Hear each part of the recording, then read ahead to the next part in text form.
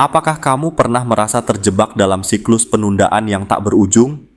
Seperti ada magnet yang menarikmu ke zona nyaman, di mana resolusi tahun baru yang semangat itu perlahan-lahan menguap begitu saja. Bayangkan jika ada cara untuk membebaskan diri dari rutinitas ini, menemukan kebiasaan baru, dan menjadikan semua impianmu sebagai bagian dari identitas dirimu. Yuk, kita telusuri perjalanan ini bersama dan temukan kunci untuk menciptakan perubahan yang berkelanjutan dalam hidupmu. Jadi garasi mental kita penuh dengan tumpukan besok. Tiap sudut dipenuhi semangat yang layu sebelum berkembang. Awal tahun baru, penuh ikrar dan janji. Rasanya semua mungkin. Dunia terasa luas, dan kita siap menaklukkannya. Harus produktif, sehat, dan jadi versi superior dari diri sendiri. Resolusi tertulis rapi di catatan digital ataupun buku jurnal yang instagramable. Tapi realitas sering berkata lain. Dengan cepat, minggu pertama berlalu. Energi tinggi itu perlahan redup, tergantikan oleh keinginan untuk kembali ke zona nyaman. Rebahan. Sinetron drakor dan film favorit kembali jadi penghibur setia. Besok kembali jadi mantra, solusi sementara untuk menenangkan rasa bersalah. Namun, saat kenyataan memanggil, kita sadar besok lebih sulit dipegang. Sama mustahilnya seperti menahan angin. Terus terang, dalam diri kita, sebenarnya tahu langkah apa yang perlu diambil. Entah itu olahraga pagi, menyelesaikan proyek kerja, atau belajar hal baru yang sudah lama diimpikan. Namun, tindakan nyata seringkali kalah bersaing dengan godaan sejenak yang merayu. Dan ketika langkah nyata tak kunjung diambil, angin keraguan mulai menghembus, mengangkat perasaan bersalah yang kian menumpuk. Hingga akhirnya kita mencapai kesimpulan. Mungkin memang aku ini tipe orang yang malas. Tetapi benarkah ini cuma soal malas? Atau sebenarnya kita terjebak dalam pola yang telah kita tanam sendiri? Semangat, penundaan, rasa bersalah, menyerah, dan mulai lagi dari titik nol di tahun yang baru. Seperti lagu yang diputar berulang tanpa menyadari betapa stagnannya ritme yang terdengar. Siklus ini, tanpa disadari tidak hanya membatasi ruang gerak kita, tetapi juga perlahan merontokkan kepercayaan diri yang pernah kita miliki. Potensi besar tertahan, menunggu untuk terbang, bila kita bisa melepaskan dari sangkar yang kita buat sendiri. Kita perlu menggali lebih dalam, mencari akar dari siklus ini. Banyak dari kita mungkin berkata, aku gampang terdistraksi, ini semua gara-gara media sosial. Untuk sesaat, kita pun menghapus aplikasi, atau mengaktifkan mode fokus.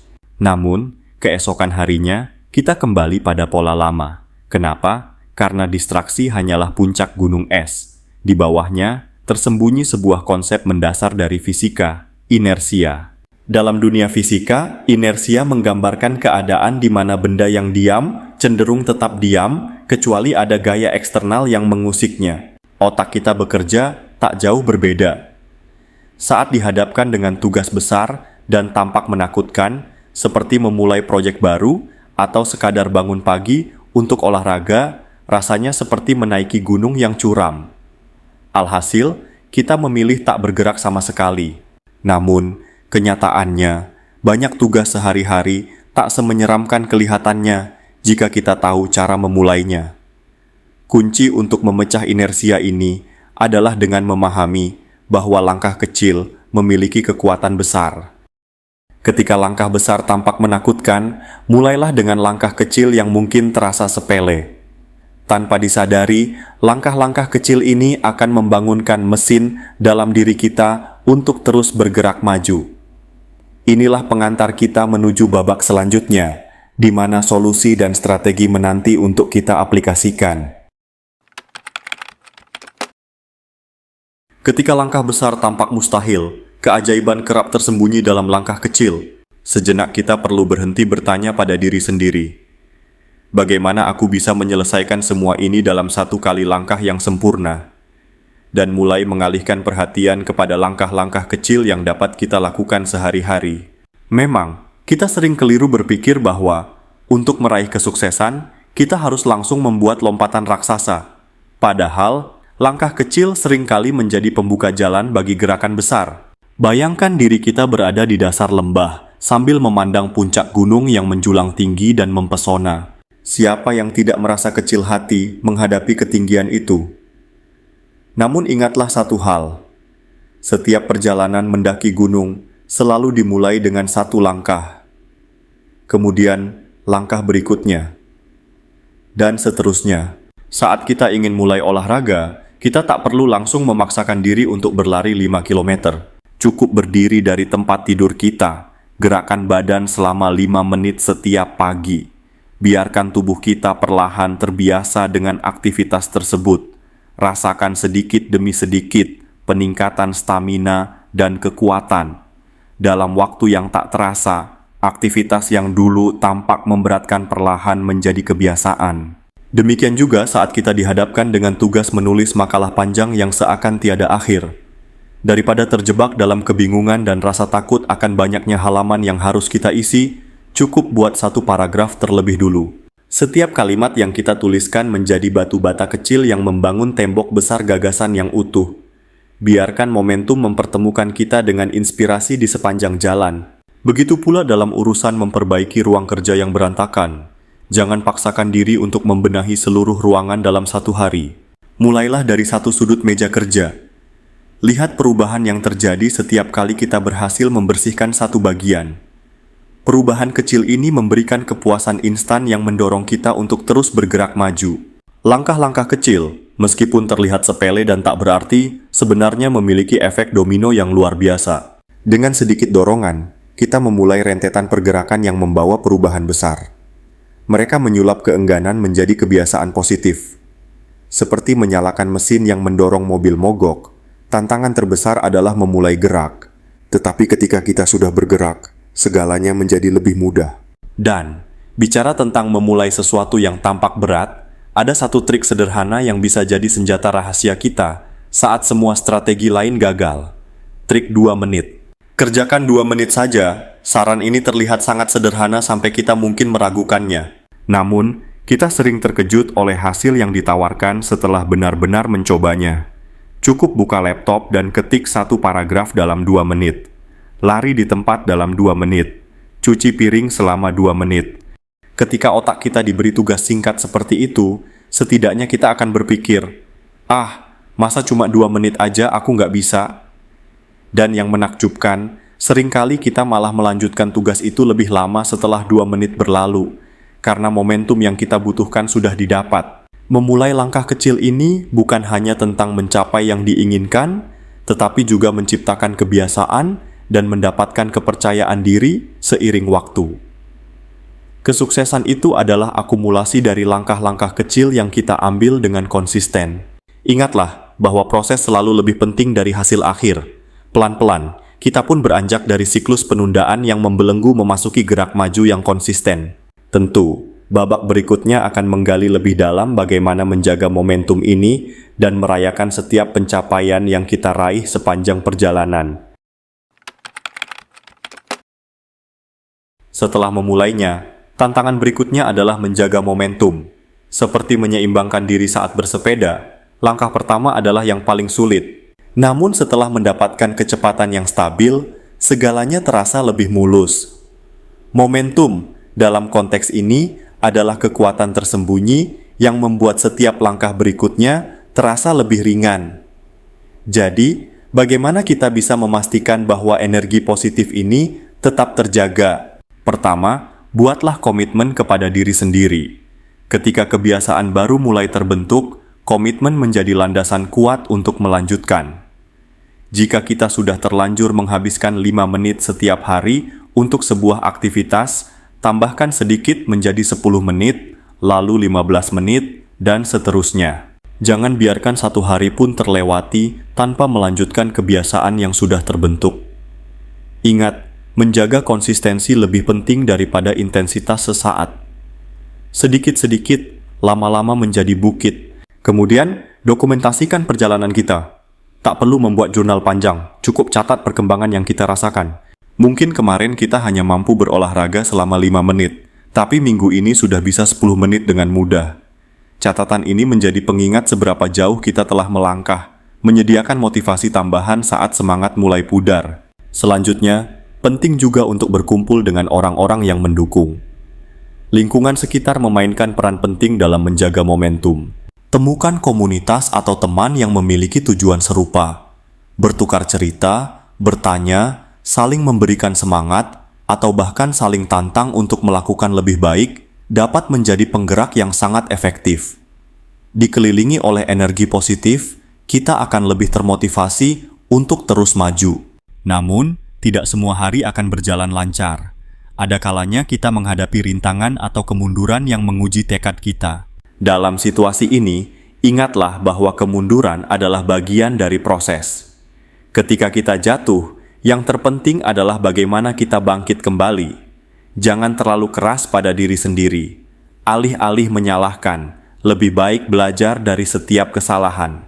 Akhirnya, luangkan waktu untuk merayakan pencapaian sekecil apapun itu. Perayaan tak harus selalu mewah atau dipublikasikan. Bisa sesederhana memberikan hadiah kecil untuk diri sendiri, atau menikmati istirahat sejenak sambil mengakui usaha dan pencapaian yang telah dicapai. Merayakan setiap capaian berarti menghargai proses dan progres yang berjalan. Ini memberi sinyal kepada otak kita bahwa usaha dan kerja keras memang berarti dan layak dihargai, yang pada gilirannya memperkuat motivasi intrinsik.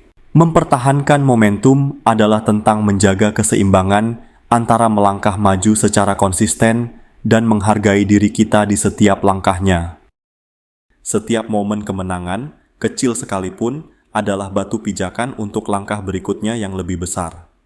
Dengan menjaga momentum, kita tidak saja dapat melanjutkan perjalanan mencapai tujuan, tetapi juga menciptakan kehidupan yang lebih teratur dan memuaskan.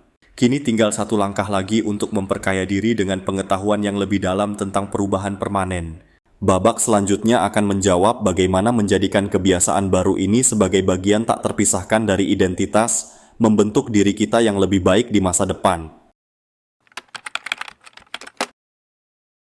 Seiring waktu, ketika langkah-langkah kecil dan perayaan atas pencapaian telah membawa kita jauh dari titik awal, tibalah saatnya kita bertanya, bagaimana ini bisa jadi bagian integral dari diri kita?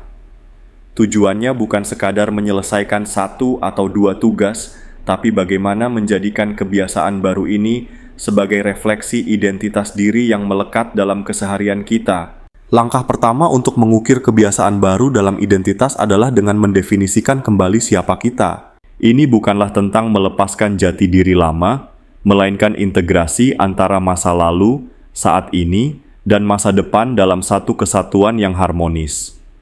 Ketika kita bisa berkata dengan bangga, saya adalah orang yang aktif bergerak, atau saya adalah individu yang konsisten belajar hal baru setiap hari, saat itulah kita telah memperkuat kebiasaan baru sebagai bagian identitas kita. Untuk menjadikan ini nyata, penting untuk memperhatikan skala kecil perubahan perilaku kita sehari-hari. Setiap keputusan, setiap tindakan, dan setiap kebiasaan, meski tampak sepele, secara kolektif membentuk siapa kita sebenarnya.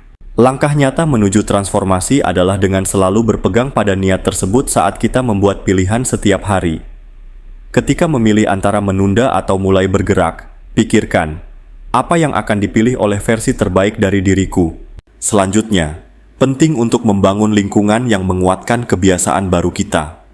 Lingkungan, baik fisik maupun sosial, memiliki pengaruh kuat terhadap perilaku kita. Buatlah ruang kerja yang menstimulasi kreativitas dan produktivitas. Kelilingi diri dengan orang-orang yang mendukung visi dan tujuan kita. Dunia nyata kita, jika dirancang dengan sengaja, dapat menjadi pengingat konstan tentang siapa kita ingin menjadi.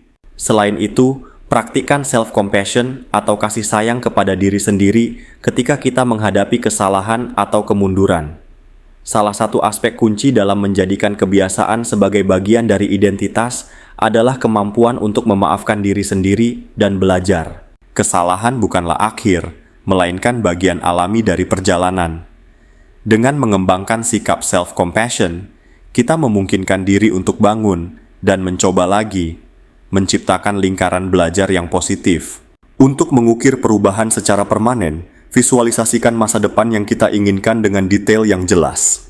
Bayangkan diri di masa depan, dengan semua kebiasaan yang sekarang kita bangun sudah menjadi bagian dari diri kita. Rasakan kepuasan dan rasa pencapaian dari upaya yang telah kita lakukan. Visualisasi ini bukan hanya alat motivasi, tetapi juga peta jalan yang nyata membantu kita tetap berada di jalur yang benar. Akhir kata, perubahan sejati adalah tentang perjalanan panjang menuju diri terbaik kita dengan segala pencapaian dan tantangannya. Saat ini, kita telah belajar menaklukkan penundaan, menemukan nilai dalam langkah kecil, menjaga momentum, dan merayakan setiap capaian. Transformasi ini bukanlah sesuatu yang sekali jadi, melainkan proses berkesinambungan yang memperkuat identitas baru kita setiap harinya. Mari terus melangkah, tanpa henti memperbaiki dan memperkaya diri, karena dari sinilah perjalanan sejati akan terus berlanjut. Identitas baru kita bukanlah tujuan akhir, melainkan fondasi kokoh untuk segala yang akan kita capai di masa depan. Selamat melanjutkan perjalanan, dan jadilah versi terbaik dari dirimu, tidak hanya untuk hari ini, tetapi untuk setiap hari yang akan datang.